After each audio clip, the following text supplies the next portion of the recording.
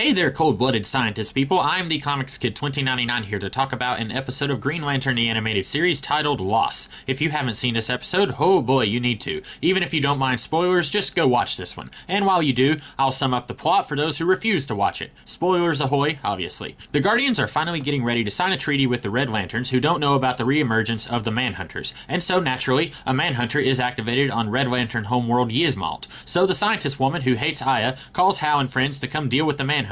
She's none too pleased that Aya is still active, and she's really not happy that Beachball Head Red Lantern, who is now in charge of the Red Lantern Corps, saw Hal and Kilowog dealing with the Manhunter. Still not sure how he even knows what a Manhunter is, since these things haven't been active for thousands of years, but whatever. But things get worse. The Anti-Monitor is coming, and Aya gets destroyed right when Razor and her are about to progress in their relationship. Cue credits. So this episode sheds some light on why the female Guardian, sorry can't remember her name, wanted to dismantle Aya around the middle of the season. A long time ago, one of the Guardians built the Anti-Monitor, and he went off program. Now this begs the question why the Guardians keep building robots. Anti-Monitor, things went south. Manhunters, things went south. Aya, things didn't necessarily go wrong, but she didn't do what she was programmed to do, which, I hate to say it, is cause for alarm when you've got this track record on the Guardians' hands. Honestly, we probably could have done a separate origin story for the Anti-Monitor, and things could have progressed in the same way that they did. Have him be an organic being who wants to rule or destroy the universe. I don't know, so far his motivations are pretty vague. And he somehow is able to reboot the Manhunters to do what he wants.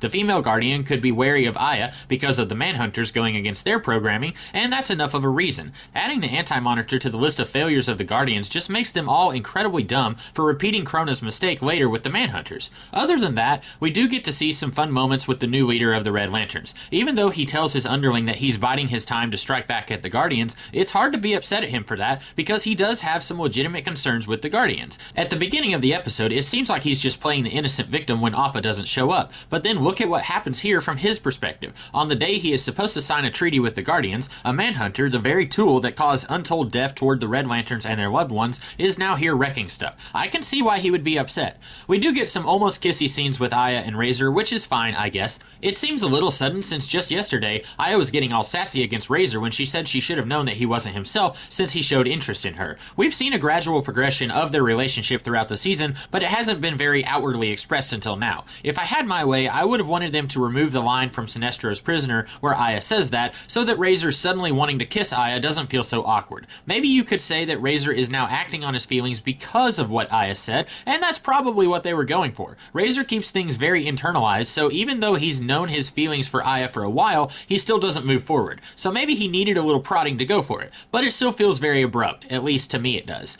This review may seem a little light, but that's because this episode really feels like the first in a two-parter, even though it technically isn't. So expect a lot more thought and analysis in my review of the next episode. But overall, I really dug this one, and I'm excited to see the Anti-Monitor plot revving up. I hope you guys liked this review, and if you did, be sure to like, share, comment, and subscribe, and I'll be back next weekend with another Green Lantern review. And I sometimes do other videos throughout the week, so check those out too. In the meantime, you guys have a great rest of the day. Catch you later.